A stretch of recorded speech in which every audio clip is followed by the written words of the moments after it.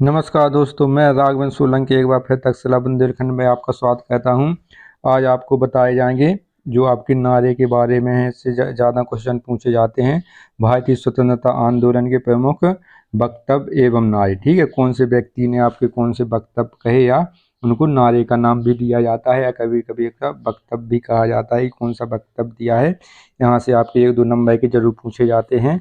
और जो हमारे चैनल पर नए अभ्यर्थी आए हैं, जो हमारे नए साथी आए हैं, वो हमारे चैनल को सब्सक्राइब कर दें।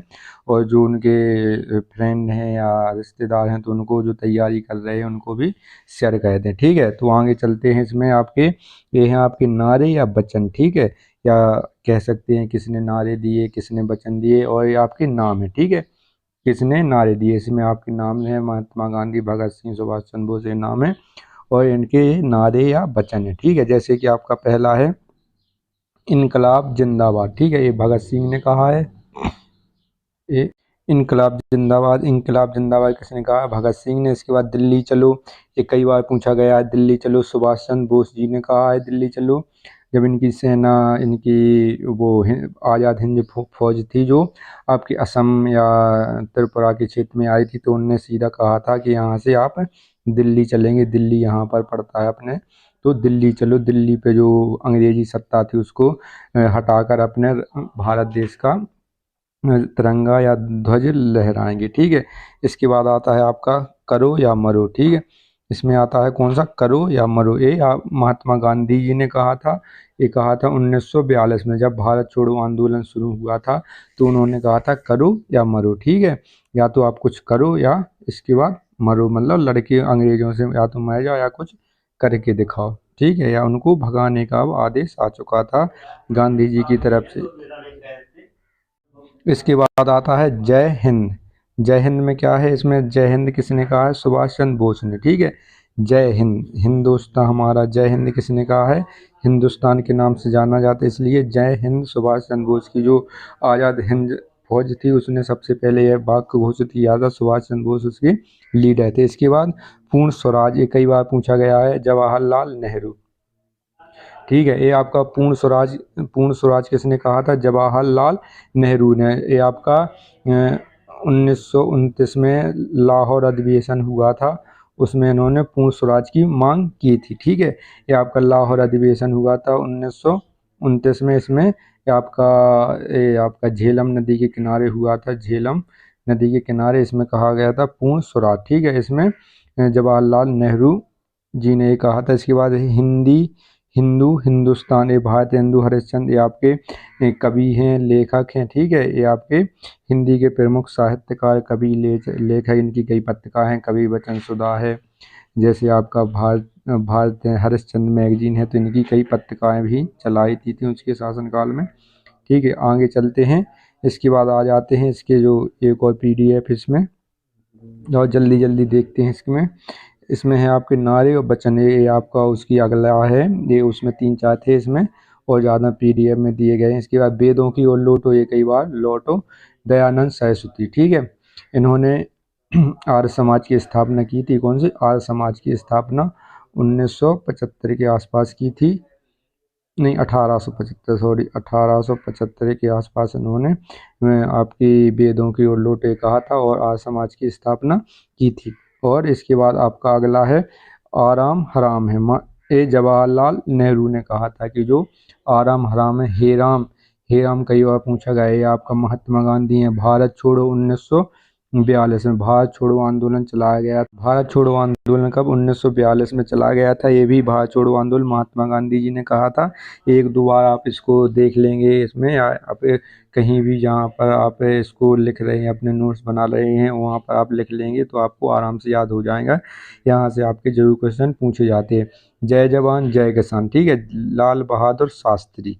लाल बहादुर शास्त्री क्या कहा था? जय जवान जय किसान। ये कहा था 1962 के आपके जो 1900 आपका 65 में जो पाकिस्तान से युद्ध हुआ था, उसमें कहा था जय जवान जय किसान। ठीक है, जो 1962 में हुआ था, जब लाल बहादुर शास्त्री जी आपके जवाहरलाल नेहरू प्रधानमंत्री थे, और बाद में 64 से आपके लाल बहादुर शास्त्री प्रधानमंत्री बन गए थे तो 65 में भारत और पाकिस्तान का युद्ध हुआ था, उसमें कहा था जय जवान और जय किसान। इसलिए कहा था कि जवान सीमा पर लड़ रहे थे और किसान वहाँ पर उनके खाने की व्यवस्था कर रहे थे। ठीक है, मारो फिरंगियों को, ये मंगल पांडे ने कहा था। मंगल पांडे ये बैरकपुर छावनी के थे, जो आपका बंगाल में पड़ता है। मारो फिरंगियों को, इन्हीं ने सबसे पहले गोली चलाई थी। ठीक है, ये आपकी 1857 की क्रांति हुई थी, इन्होंने सबसे पहले उसमें गोली चलाई थी। ठीक है, कारतूस लगे हुए थे सुअर के, गाय के, इसकी वजह से उनका विरोध कर रहे थे ये मंगल पांडे और भारतीय सैनिक जो आपके। इसके बाद तो मारो फिरंगियों को इन्होंने नारा दिया था। इसके बाद जय जगत, विनोबा भावे, ये आपको ध्यान रखना है। जय जगत किसने कहा? विनोबा भावे ने। विनोबा भावे ने क्या कहा? जय जगत, कर मत दो। ठीक है, सरदार वल्लभ भाई पटेल जब बारडोली सत्याग्रह में बिहार में गए थे तो उन्होंने क्या क्या कहा था 1928 में कि कर मत दो। जो अंग्रेज शासन था वो ज़्यादा कर लगा रहा था मजदूरों पर, किसानों पर, तो उन्होंने कहा था कर मत दो, और बारडोली सत्याग्रह आंदोलन किया था। संपूर्ण क्रांति, जयप्रकाश नारायण, विजय विश्व तिरंगा प्यारा, श्यामलाल गुप्ता पार्षद। ठीक है, श्यामलाल गुप्ता पार्षद जी ने कहा था। वंदे भारत, बंकिम चंद्र चटर्जी। ठीक है, वंदे भारत ये आपका जो हमारा राष्ट्रीय गीत भी है वंदे भारत, और ये आपका बंकिम चंद्र चटर्जी द्वारा लिखा गया है। ठीक है, जन गण मन अधिनायक जय है। ठीक है, रविन्द्रनाथ टैगोर ये हमारा राष्ट्रीय गान है। ठीक है, ये आपका राष्ट्रीय गीत है वंदे मातरम, और जन गण मन आपका राष्ट्रीय गान है। ठीक है, ये रविन्द्रनाथ टैगोर द्वारा लिखा गया। साम्राज्यवाद का नाश हो, ये भगत सिंह जी ने कहा है। इसके बाद स्वराज हमारा जन्मसिद्ध अधिकार है, ये आपको मोस्ट लगाना है, ये वेरी वेरी मोस्ट है, हर आपके शिफ्ट में, हर परीक्षा में पूछा जाता है। ये बाल गंगाधर तिलक, इसमें क्या कहा था?